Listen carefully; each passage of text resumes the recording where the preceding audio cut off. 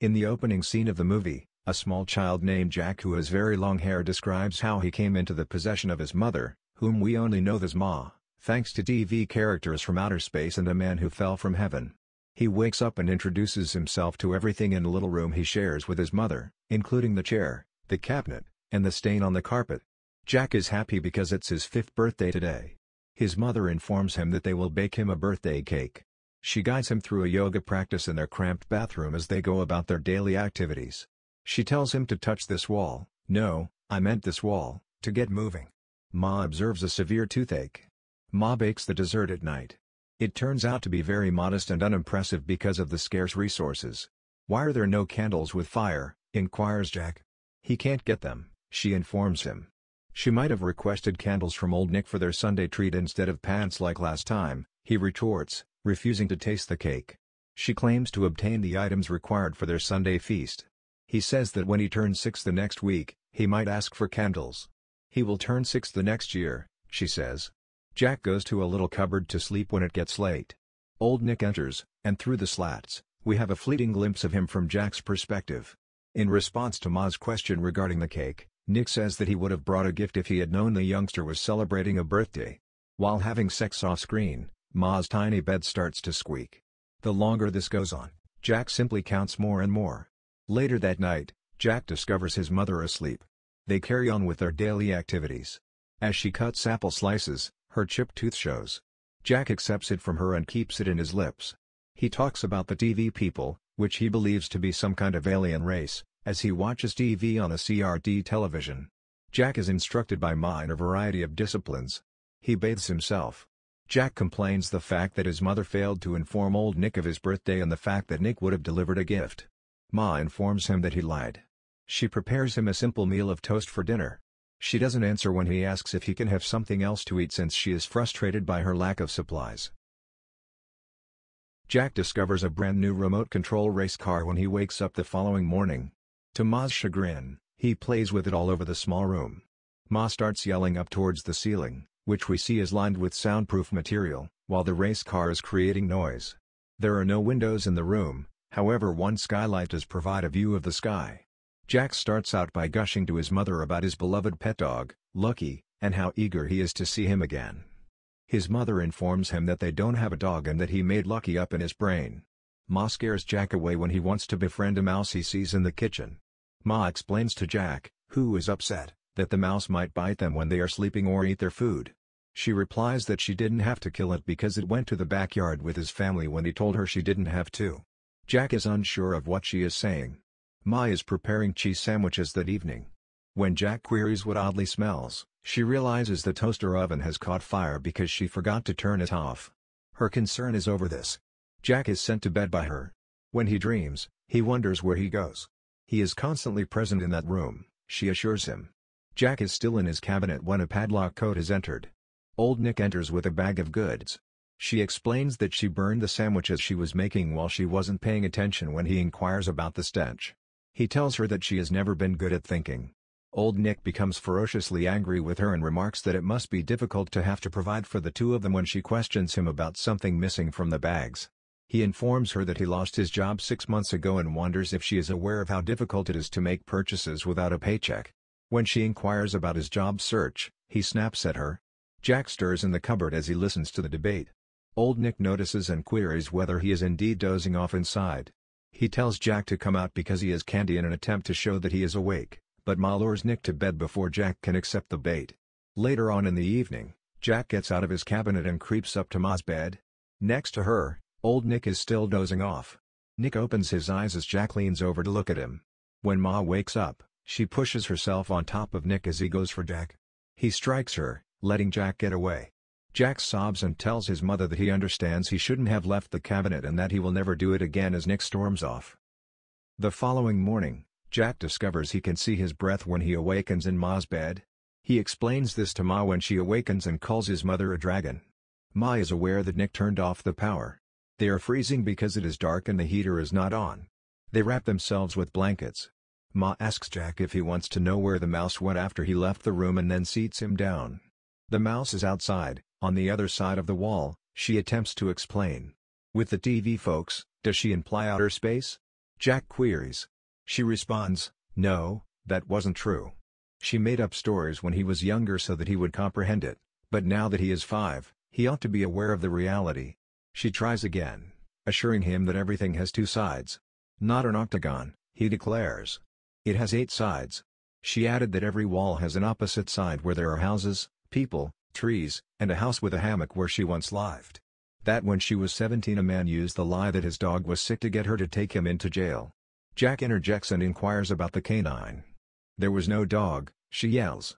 Jack is unable to understand her attempts to explain that there is a world outside the room he has spent his entire life in since he has never been outside of that space. She clarifies that the TV characters are portrayals of actual individuals. When she is asked if Dora the Explorer is real, she replies that she is a cartoon character. However, humans do exist and they are all outside.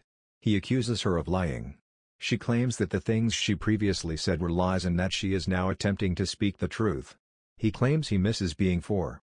He advises that instead of telling him at age 5, she tells him at age 6. The electricity is turned back on after a while.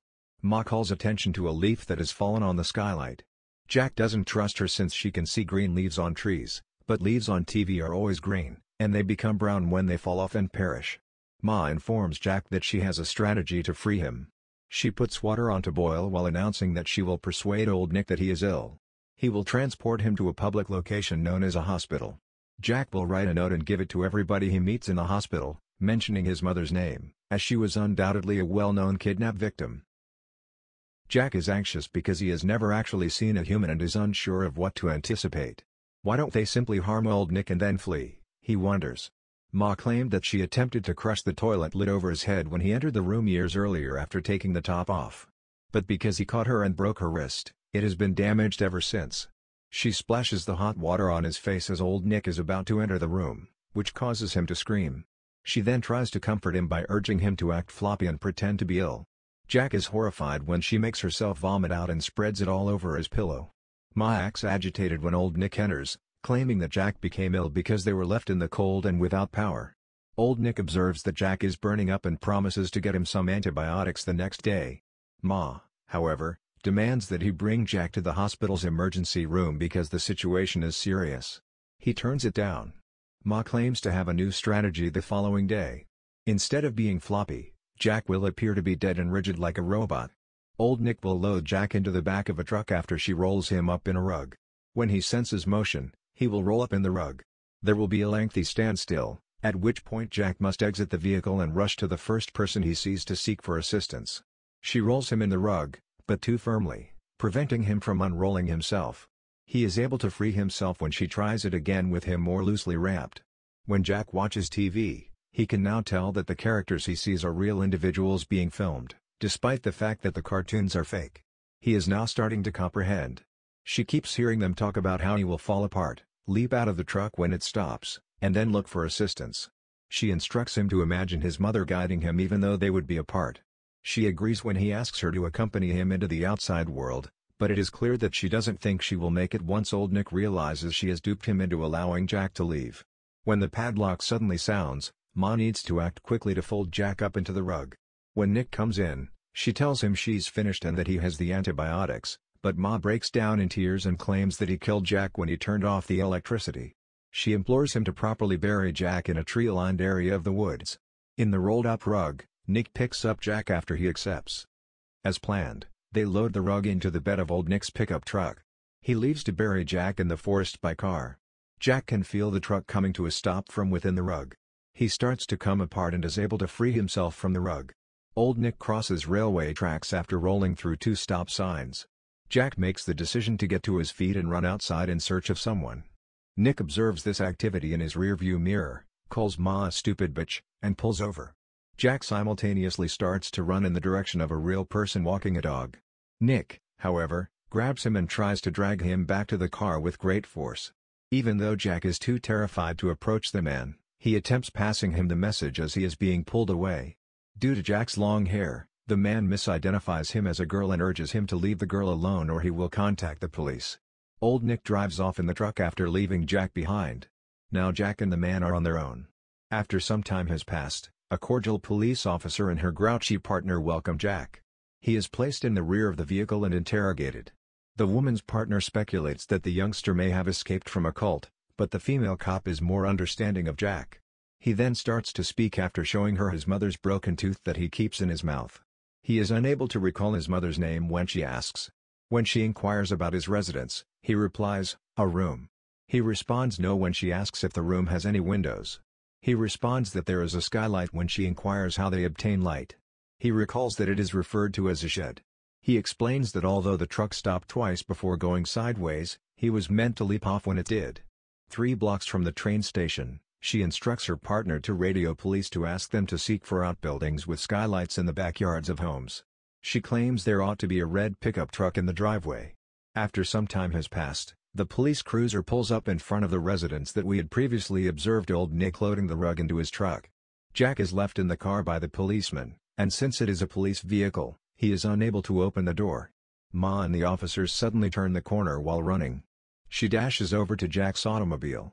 Jack is unable to exit, and she pounds on the glass in an attempt to get inside. In the following scene, Jack awakens in a hospital room that, in his estimation, feels immense and has large windows that look out upon a larger world from which he has been cut off all this time. When Ma awakens, he apologizes and admits that he wet the bed. She isn't angry with him. She discards his pants and assures him that new will be ordered. They have a lot of food, and when he inquires as to whether it is their Sunday treat, she responds that they will be having lots of goodies during the week. She informs them that they have a shower cubicle even though he wants to take a bath. He enjoys the view of the city as they play and take showers. Being able to see more of the world than just his immediate surroundings overwhelms him. Ma and Jack receive treatment and undergo a number of tests. Since Jack hasn't developed environmental immunity, the doctor advises him to wear a mask and sunscreen before going outside, but overall, he's still young enough to probably develop properly. Nevertheless, in order to properly acclimatize Jack, he also has to face his first round of vaccines. Ma will reportedly have surgery on the wrist that Nick broke after she tried to injure him. Jack is informed by Ma that his grandparents are going to meet them. Grandpa has flown in despite the fact that he now lives a few hours away. Tired of waiting to enter, they smash through the door and embrace their long-lost daughter who had been abducted. Ma's childhood home, where Ma's mother now resides with her new husband, is shown to Jack and Ma. The family ignores the reporters who are camped outside the house. Jack is curious about the location of the hammock that Ma has frequently mentioned, but she is unsure because it must have been taken away in the previous 7 years. According to what Jack has been told, the new spouse of Jack's grandma has a dog, but he keeps it in the country. Numerous toys for Jack are present inside, which, according to Ma, are gifts from all the people who love him. Who are these folks? He is curious. When Jack's grandma inquires about whether or not he wants to cut his hair, he responds in a whisper to Ma that his strength is in his hair. Ma observes that her room is precisely how she had left it. She looks through her high school yearbook and shows Jack a photo of herself with members of the track team she ran anchor for. When she asks Jack if he knows what happened to the other girls, he replies that he does not, to which she responds, "That's right, because nothing happened to them." In addition to receiving ice cream during dinner, Jack also has his first brain freeze. When Ma's mother and stepfather try to strike up a conversation, Ma violently loses it and demands that her own father look at his grandson. However, he is unable to do so because he is too uncomfortable, i.e., because Jack is the result of his daughter being raped by her abductor. Jack is finally taken upstairs by her. Ma and Jack struggle to adjust to life outside of captivity. When Jack asks Ma when they're leaving, she replies that they already reside there. He continues to be frightened of people and frequently hides in tight corners. He feels a little more at ease because Ma's stepdad is so cordial to him. The family's attorney arrives and informs them that they will need money for the trial and that the quickest way to get it is to go on primetime television. A broadcast journalist visits the residence. Ma is fictitiously created by the crew, who also advise her that she can ask them to stop asking questions if she feels uncomfortable. Beginning the interview, the reporter remarks to Ma that it must have been challenging for her to hold on to her faith in God after spending so long in captivity and inquires as to whether she had ever pondered suicide. Ma is stopped by this and remains silent. The journalist then inquires as to what Ma will say to her son should he ever inquire about his father. The journalist then asks if there were other males, to which Ma replies that Nick was not her father. No, but she is Jack's parent, the only parent he has, Ma explains. The journalist ignores this statement and claims that, biologically speaking, he is the boy's father. Why didn't she have her captor take Jack away when he was born? she says in yet another intrusive query. According to the journalist, Jack could have been able to have a normal life if he had been left at a hospital. She goes on to say that Ma may have only kept Jack behind bars out of a wish to avoid being alone. Ma becomes depressed as a result of the interview. With Jack, she is combative and attempts to coerce him into using the toys that the benevolent crowd has provided him. She forces Jack to play with Legos even if he isn't interested. Ma's mother tries to stand up for Jack, but Ma lashes out at her, saying she seems to have been able to carry on with her life just fine without Ma. However, Ma claimed that when a guy approached her about a sick puppy, she heard her mother's voice encouraging her to be pleasant. Her mother, she added, always pushes her to be good. Jack afterwards notices sounds coming from the restroom. His mother is found on the floor unconscious as he walks in. She attempted suicide by ingesting drugs. Ma is removed. Only his grandma and her lover remain with Jack. However, he starts to feel more at home in their house and more used to the outside world. Jack, who still recalls his dog, Lucky, is delighted when his grandma's husband even brings his dog home.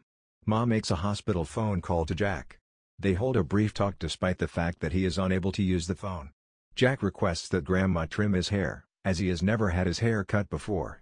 He replies that it is his strength, but he now wants to send it to his mother so that it can also be her strength when she asks whether he is sure.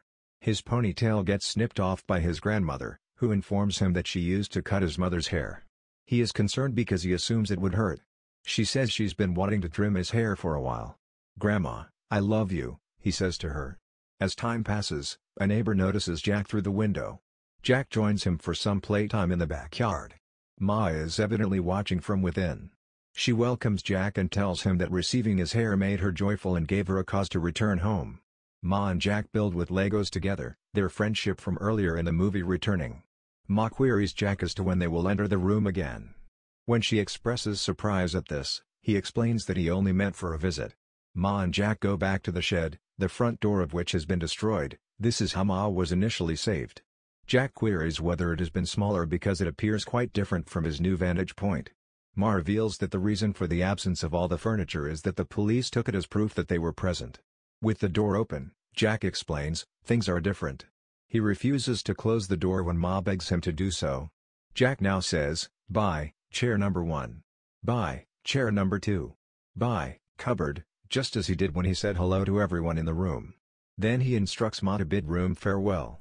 In her bedroom, Ma murmurs, "Bye, room." Ma and Jack are given the chance to say farewell to their prison for their years of captivity as they walk away from the shed with police escorts in the background. Well, that's all for today's video. We hope you enjoyed it, and please support us by subscribe to the channel and click on the bell icon to get notification for new videos every we post.